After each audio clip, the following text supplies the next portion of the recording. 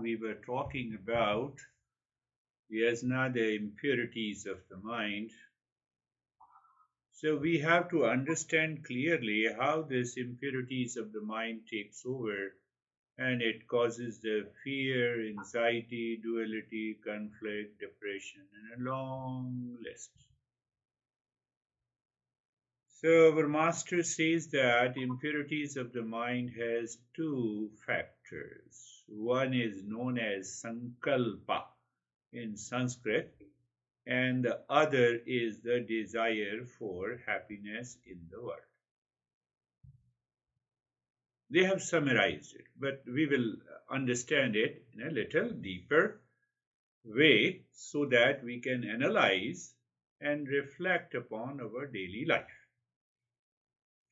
So, the sankalpa in English means imagined happiness or projected happiness or sorrow, both. It may be a projected happiness or it may be a projected sorrow. In the midnight, someone knocks the door, projected fear. You see that?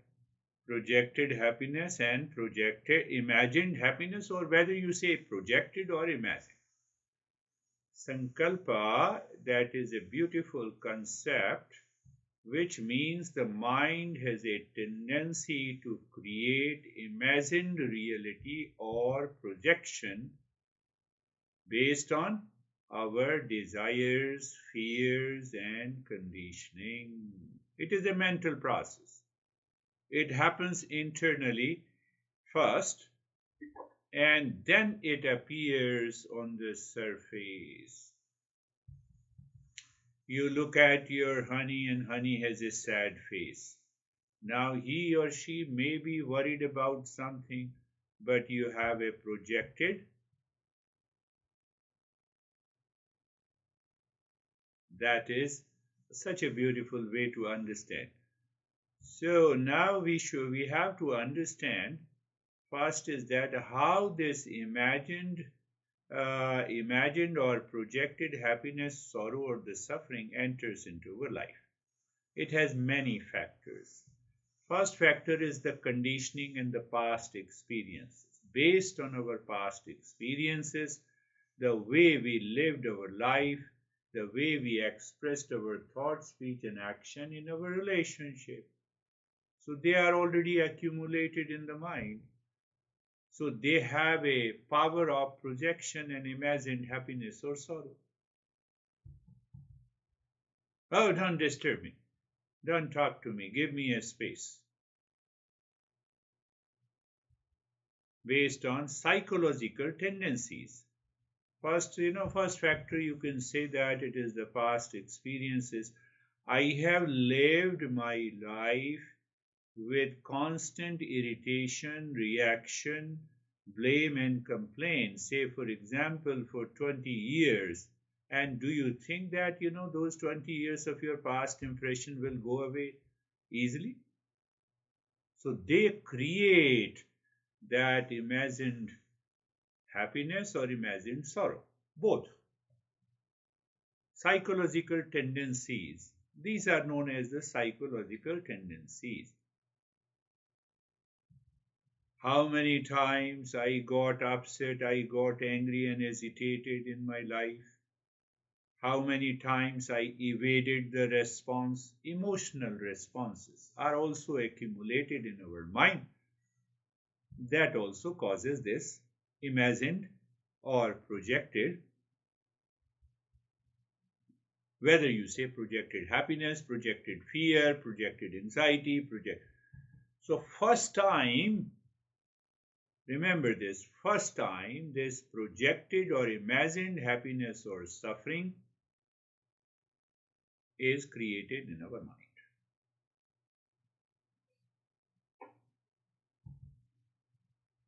Once this projection takes place, now where the mind is projecting? Mind is projecting in the world outside. What is the world outside? It is projecting on people, on events, on situations. on things. So that projection creates a desire to seek happiness or avoid stress and suffering in our life. Take an example of the Charlie. Her house is caught on fire and now she has some fears. House is controlled, fire is controlled, it is already a past, but what will I will do with the projected and imagined fear? So I say, no, I will do meditation and it will happen. What will happen to your past impression? You have lived with millions of projected happiness and projected sorrow. How you think that you can get out of that anxiety and the fear and the tension in just 1 minute when you have those impressions already present in your mind? Did you understand? You have to understand that what if I feel anxiety, it has its past, and that past is already deposited in my memory bank of the mind. And I think, I'm very good, I'm very happy. It doesn't work that way. If it works that way, tell me, are you getting it? Are you understanding? So that is why we use the word sankalpa, imagined and projected happiness or sorrow, which has, so that imagined and the projection on the world outside has created billions and billions of impression that is deposited in the storehouse of memory. So that storehouse of the memory creates a desire to avoid pain and to seek happiness from the world outside. That is why we are seeking the happiness from the world outside. So it has its deeper layers of the mind is working all the time. Are you getting it?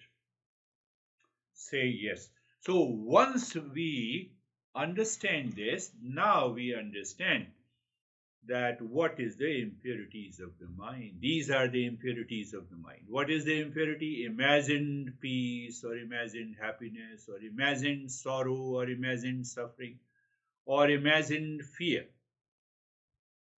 My mind do not examine these imagined and projected fears or happiness or pleasure, and without examination I have a desire. I expected you to behave like this. This is also an imagined happiness. You see that? So our daily life, the way we think, speak, and act, 99% it is dominated and dictated by the imagined fear or imagined happiness. And one incident takes place. The mind, with billions of projections, gives the fuel to that fear, gives the fuel to that pleasure. So whether it gives a fuel to the pleasure, I get obsessed with the pleasure, it gives a fuel to my fear, and then wherever I sit, wherever I go, say, well, the incident of the Charlie took place, and now her mind is obsessed with millions of the projections of the fear or anxiety, and that is why it is difficult for her to meditate.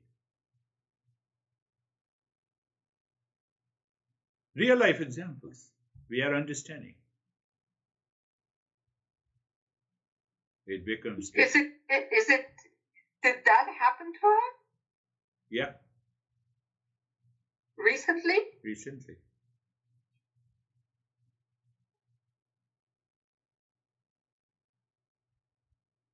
How recent? How recent? Day before yesterday. So you have to understand. So you have to talk. If you are going to talk to her, you talk to her with a thought not of imagined fear or I am sorry. That is not going to work. I'm sorry. we have a typical response.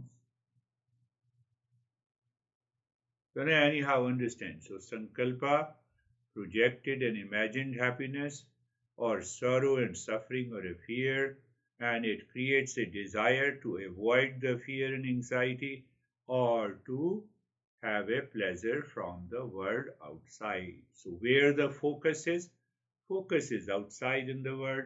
Where the fear or obsession is, it is in my mind. So if I don't look at my mind, where the fear or obsession is, nothing is going to happen, nothing changes. That is why once we are scared, then we continued with that sense of the fear. Once we have a sense of pleasure from an object, we get obsessed with it.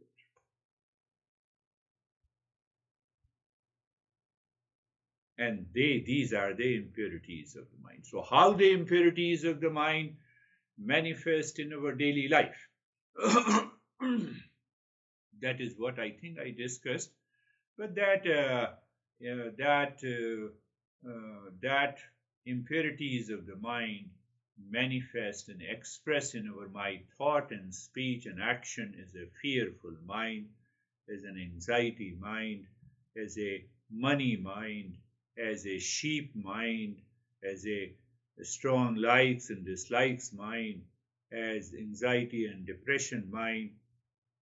So when you categorize, you list in your life, make a list this week that how many different types of the mind you are, they manifest in your life every day. Oh, I have a fear mind. Oh, I have an anxiety mind. I have a money mind, sheep mind, rationalized mind. My mind is constantly rationalizing. Oh, no, no, no, there is a, still I have a fear because something happened yesterday. It is happening because of the sankalpa, the projected and imagined sorrow, imagined fear, imagined pleasure, whatever you want to say. So now we have understood that these are the impurities of the mind. Can imagined fear come from previous generations? Now, from your past impressions, how you respond to a particular situation. You respond to a particular situation in discernment and dispassion, or you respond to a particular situation in life in ignorance and delusion. That is the first layer. And the second layer, obviously, your past impression. Third layer is the impressions that carried forward from the last previous birth. But the first level is, do I respond to a situation, to a person, to a thing and relationship in ignorance or delusion, or in discernment and dispassion?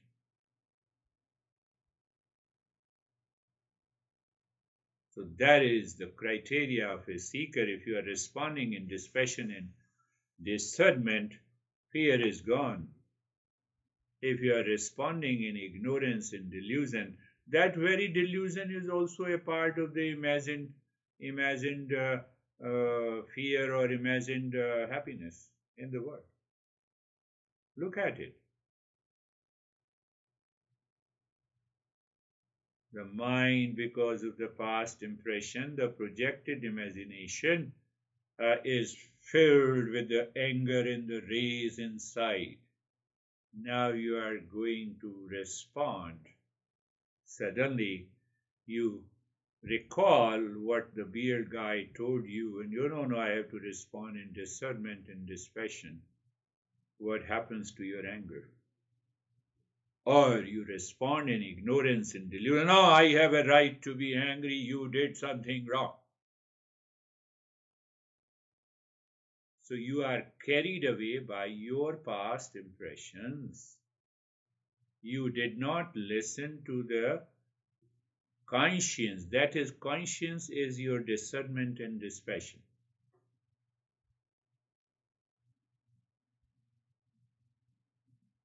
So yes, and you can say in that way, the first level is that I am a seeker, and if I am a seeker, and now I have a habit of responding to the outer situations in discernment in this fashion, then there is no fear and anxiety at all.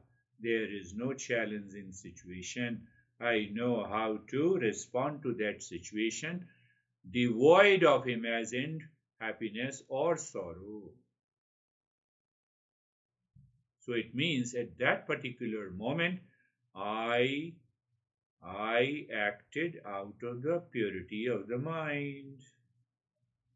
And that is why I'm explaining you that you have these different states of the mind. So whenever you say I'm upset, I have anger, I have reaction, I have strong likes and dislikes, I like this, what I did not get it, money mind, sheep mind, rationalized mind, strong likes and dislikes mind, cognitive biased mind, stressed and angry mind, all those mind, when we experience these different states, I have already told you the story how the vicious circle is created. And one of them is also the fear. So the fear and the anxiety go hand in hand.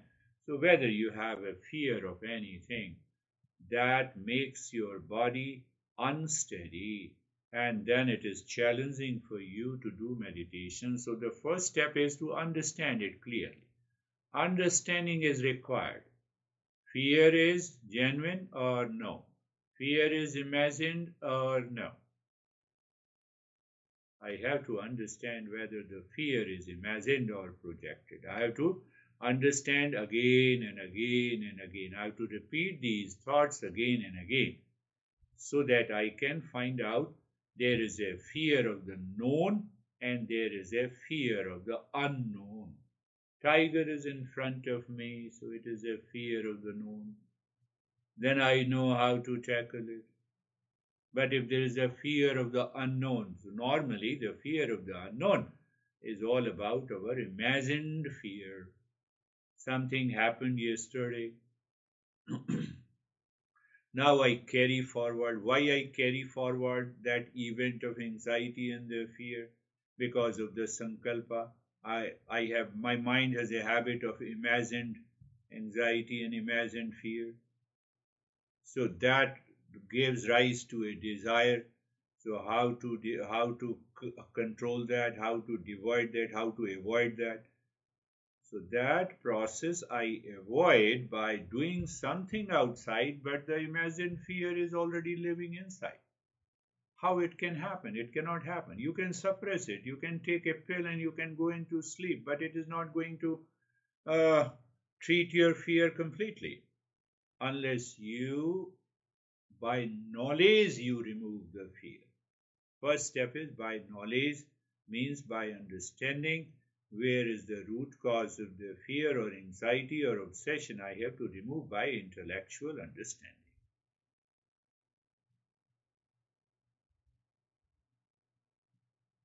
And once your intellect understands, it says, yes, this is what is happening to me. So even after intellectual understanding, mind says, I still have fears. Then the practice works. So the knowledge and the practice both can work together.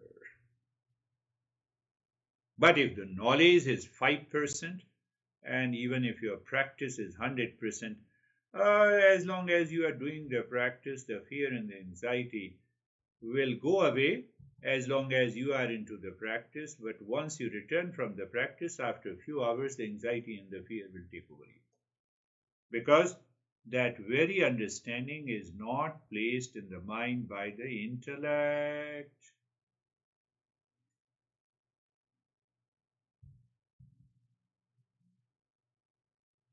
Because after a few hours, then the practice is just like a spray. I use the pill for a couple of hours, it will go away. But I have to understand as such, I have to repeat 1,000,000 times. I have understood there is no fear, it is an imagined fear. I will not repeat this thought in my mind. whatever has happened the day before yesterday or yesterday in the past is the past. I have to repeat it again and again in my mind. By understanding, not by force, not by coercion. I believe you all are getting it. So, moment I have a sense of the fear and anxiety, I have to see through the intellect that it is imagined fear and anxiety. I have to recheck, I have to understand it clearly. So by the intellect, 50% of that pressure goes away, and the rest 50% is taken care by the practice.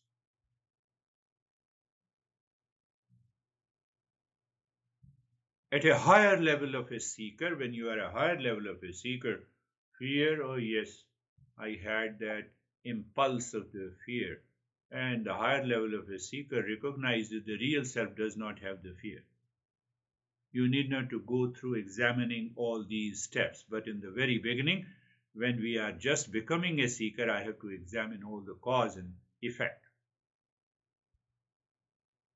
Oh, I am the real self of the nature of peace and happiness. Where is the fear? Fear cannot exist in permanent peace and happiness. My real nature is fearless. But simply by saying it will not work. So that is why I talked about this. This is when I heard the news. So this is just don't pay lip service. Oh, I'm sorry. By saying sorry, what will happen?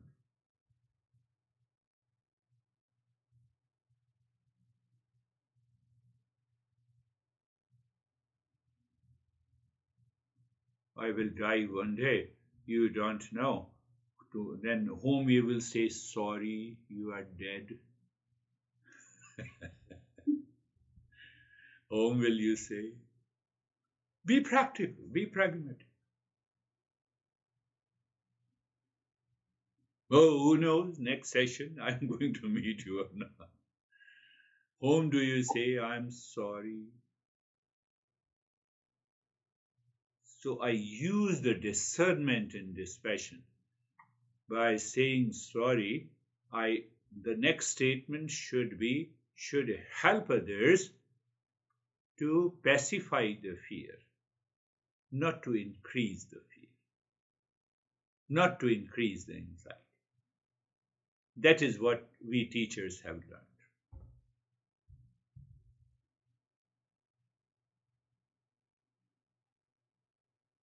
So, we have understood the cause of the impurities of the mind, and that is why we have the 6 groups of conventional practices to purify the mind, and one of them is the yajna that I discussed in detail last time, and I will follow in a practical and a pragmatic approach of the yajna in our following sessions so that you can get rid of those even the accumulated impressions lying in your mind. And then you will realize that how lighter you feel, how good you feel, how relaxed and calm you feel all the time. Yajna is such an important application to purify the mind. So we will understand step by step. So close your eyes. Eyes are closed, and place of the body, position of the body, and the posture. Whenever you talk to Charlie, so you just say she has to listen to this talk again and again and do the practice. So I'll be adding some more steps into the practice. So first, become aware of the place where you have chosen to practice meditation. Second point is that you find out the best position of the body, whether lying or sitting, whatever is more comfortable to you, and that you recognize the posture. You also recognize by position in the posture there is no stress and struggle. So with that, when there is no stress and struggle, then you be comfortable. Again, I'm repeating, Every time I give a new instructions under the same step. And if you compare these talks and practices from the different session, that is your job of contemplation and reflection. So you look at the neck joint. When I say look deep inside, look at the root of the neck joint, it means the mind becomes aware at the subtler level and experience the sensation, comfort, and steadiness. That makes a sense because now the mind has gone deeper. So look inside the shoulder joints. Look inside you. So you may feel the shoulder joints at the physical level, and then you're looking inside. So that looking inside helps your mind to become aware at the subtler level. And when your awareness is at the subtler level, that fear and anxiety goes away. You look deep inside. It is the mind that moves the body. It is the mind that creates a trembling and shivering and the fear experiences in the body. So when the mind looks inside, it doesn't look outside. You have reversed the position of imagined fear to imagined. Imagined fear is gone. So you face the reality. You maintain your awareness. At this time, at this moment, there is no question of fear or anxiety. So this comes as a knowledge in the practice. So become aware of the entire body from the top of the head to the toes. Look inside the body into the joints of the neck, shoulders, elbows, hips, knees, ankles, toes. So you're looking in as if you are becoming aware of inside. The moment the mind moves at the subtler level, that sense of anxiety and the fear goes away. Even if you have those thoughts and a feeling and you continue to move the mind within, it is going to help. If it is not going to help, then we are not even a primary level of a seeker. We have to do something else. Now, being carefree is another approach. Any thought of the fear associated with the emotion comes. I say myself into my mind that these thoughts are separate and different from me. I am separate and different from this thought of a fear associated with an emotion. And then keep quiet. Again the thought comes or feeling comes. You say in your mind. So say means that you recognize in the mind that thoughts associated with an emotion are different and separate from me.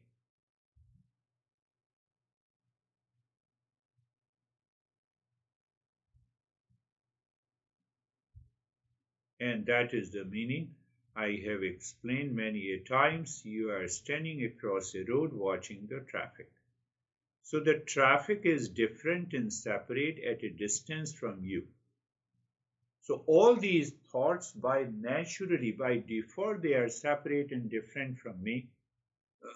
But because of the imagined happiness or imagined fear, we have these thoughts associated with an emotion, creates a desire, results into the impurity of the mind and causes the fear or craving or obsession.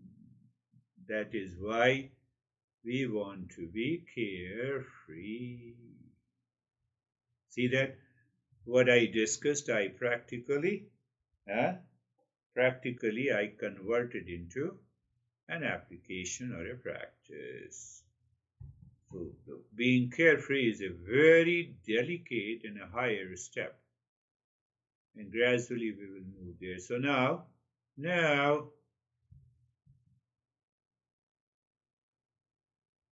you are looking deep inside the forehead, and that is another way.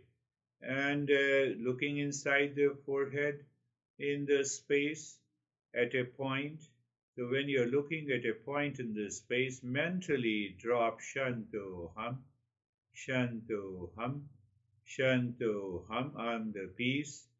Shanto Ham, I am the peace, and you're looking into the space in the state of stillness in the body, and then continue to say Shanto Ham, stillness in the body, and start breathing, quick and short, breath through both the nostrils. So if we do it for a little longer period, let us do it for 3 minutes today. So that will also help us to get out of our anxiety and the fear. So when you are breathing in, chest expands. When you are breathing out, the chest contracts. And it will lead you to a variety of experiences of tingling, of numbness, of a variety of sensations, and sometimes we also experience certain vision and colors. We acknowledge and accept those changes, but we continue doing it. We do not stop in the middle. Why we do not stop in the middle? Because otherwise the same thought of anxiety will take over you. Shantoham, dropping inside the head and continue breathing.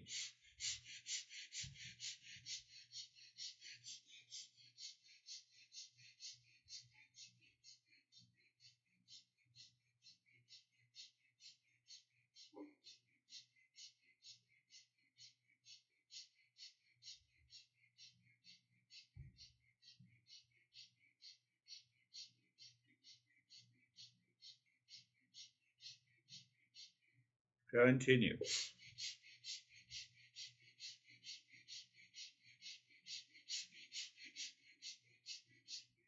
Your mind will resist the breathing and you endure it. Tell your mind, I have to do it in order to change you. And then keep on doing it.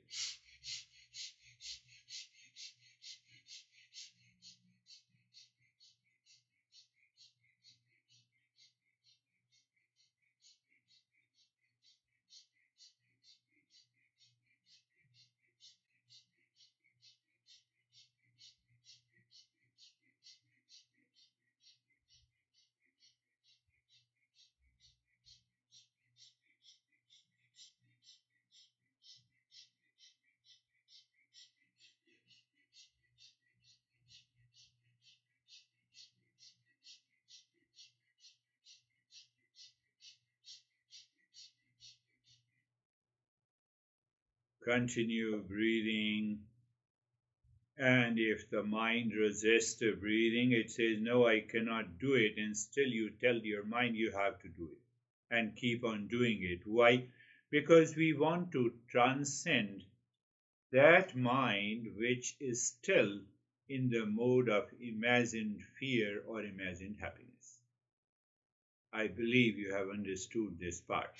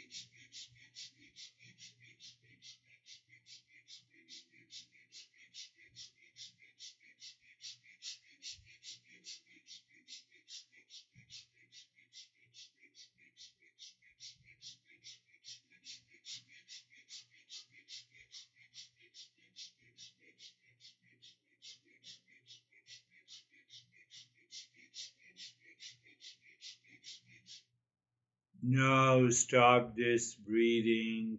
Keep looking deep inside the forehead in the space and say it mentally, I will move from the false to the real. Where is the meaning of the false? Keeps on changing. False keeps on changing. The real does not change. You continues to exist before and after the incident, after the birth until today, so that you is real. False is changing aspect. Today we have a headache and tomorrow the headache is gone.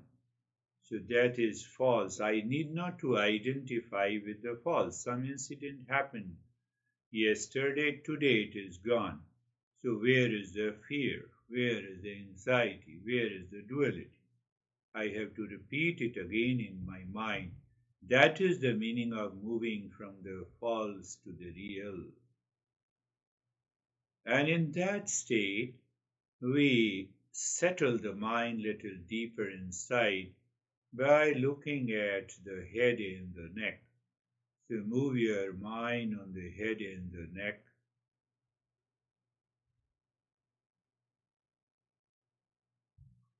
Moving the mind on the skin of the head and the neck, with the awareness moving from the false to the real, we experience the sensation, relaxation, and stillness.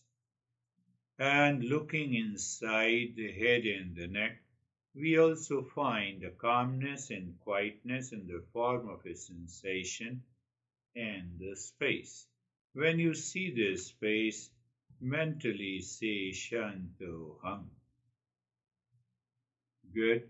Now look inside. Look at the right arm, or move the mind on the right arm from the shoulder to the fingertips. Experience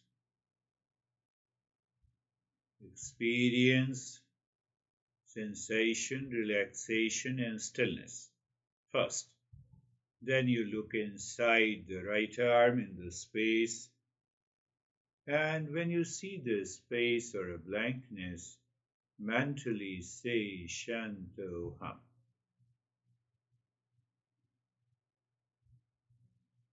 Moving the mind on the left arm from the shoulder to the fingertips,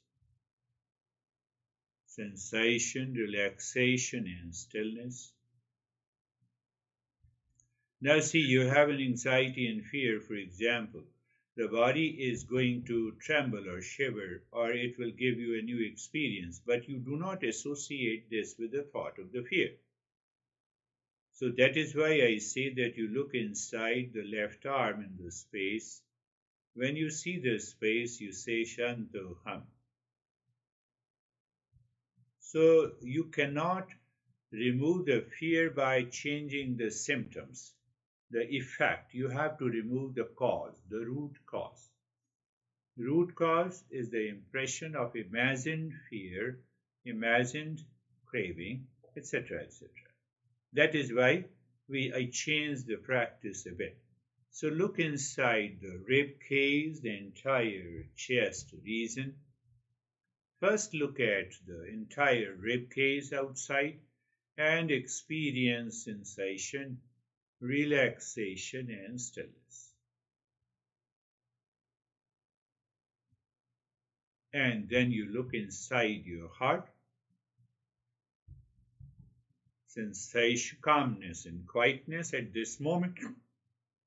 In that state of the calmness and quietness, you say mentally Shanto Hum, the mantra means I am the peace. Look at the belly all around. Experience the sensation, comfort and steadiness. And then look inside in the space. Whenever you look into the space or a blankness or emptiness, we start moving into calmness and quietness. And in that calmness and quietness, you say mentally Shanto Hum.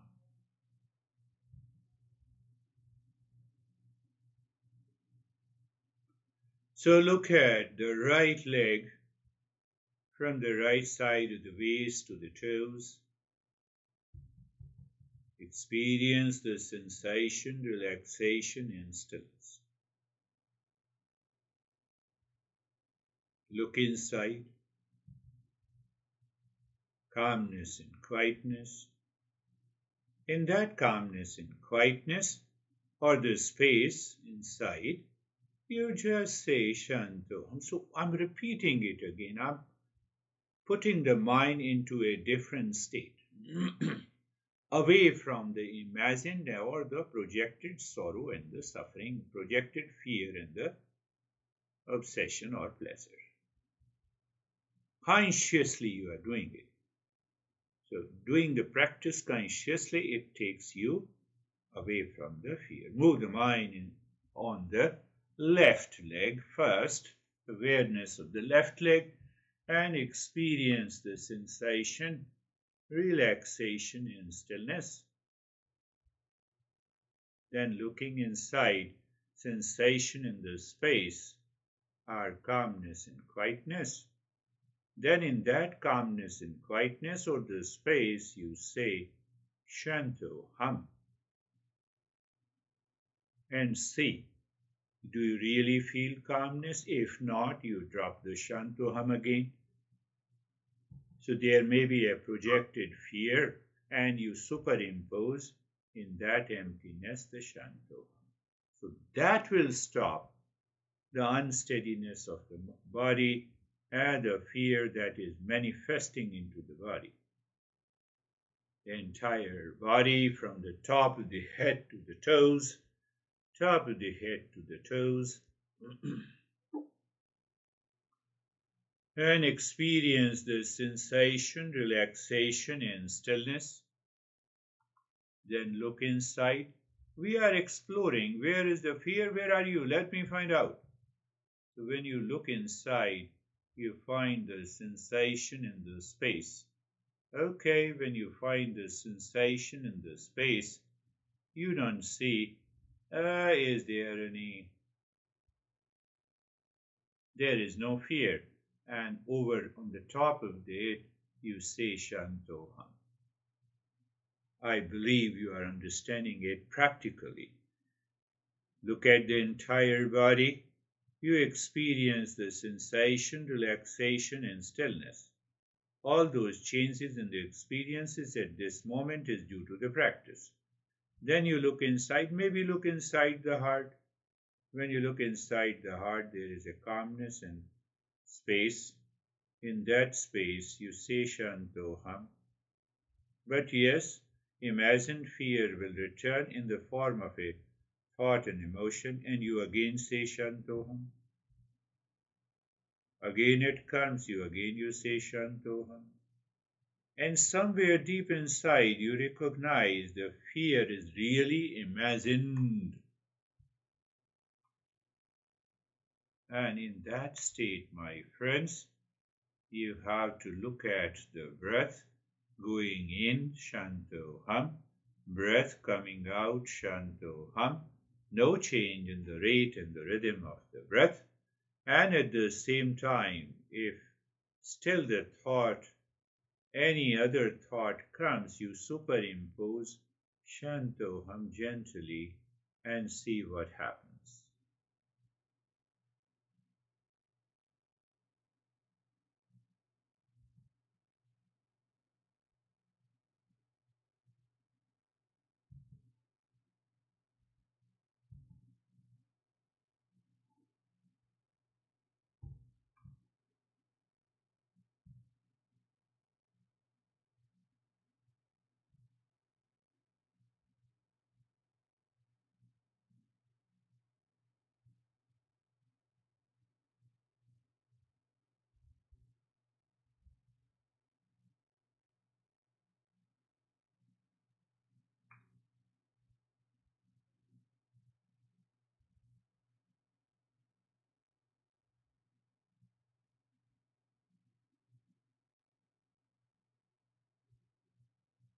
I'm with you,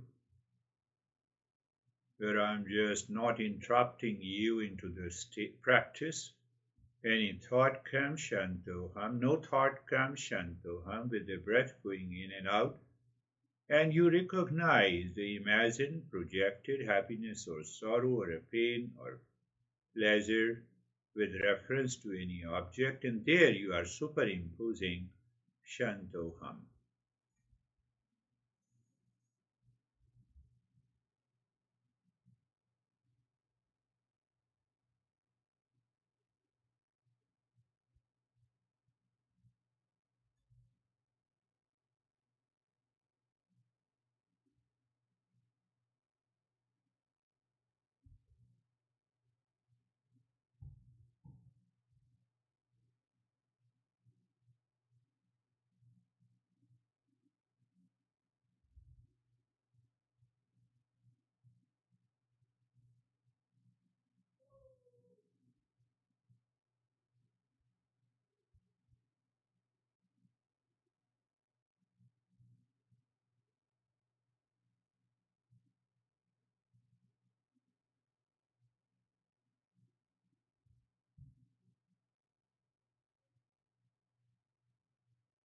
The last step helps us to separate any event, situation, relations separate from us. Means I treat the event, situation objectively.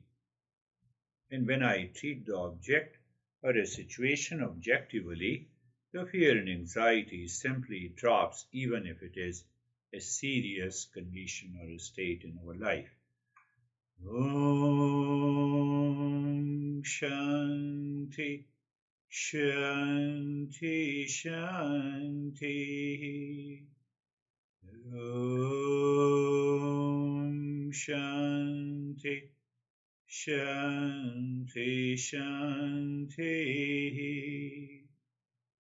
Om Shanti Shanti Shanti. Bring your mind on the right hand, your mind on the left hand. Lift your both the palms, place it on your eyes. Open the eyes inside the palms, know your experiences. Bring the hands down. We'll share our experiences. How are you, Sophie? Thank you, Girish. I'm very good. Very good. Very good. So maintain that state of calmness. How are you? Mead has come. Yes. How are you, Mead?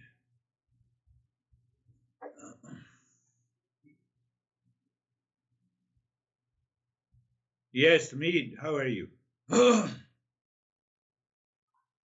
I'm so grateful to you for your continuing guidance and taking us further each time. And I feel almost for the first time I could truly receive you Good. and your words, and that I can keep going with this process in a more committed way. Very good. Thank you. That's a way of being a seeker. I'm also grateful to you all because at least you are listening my gossip. How are you, John? Hey, Girish. I'm fine. I think I have monkey mind tonight with thoughts going everywhere, but I will survive. How long the monkey mind will continue? All my life. Now you have to become a seeker and get rid of this monkey mind. So, how dare you? Your mind says, challenge your mind. How dare you say? How are you, Anne? Yes. I've been fine. I'm calm. Yes, calm and relaxed. You understand that when you live inside, your mind goes deeper inside. It reaches to a center from where the imagined happiness or the pleasure begins. And when you are saying Shantoham, in fact, you are objectively separating it. And then this fear and anxiety simply drops completely. That is all for today. Thank you very much. We will meet again next week. Thank you.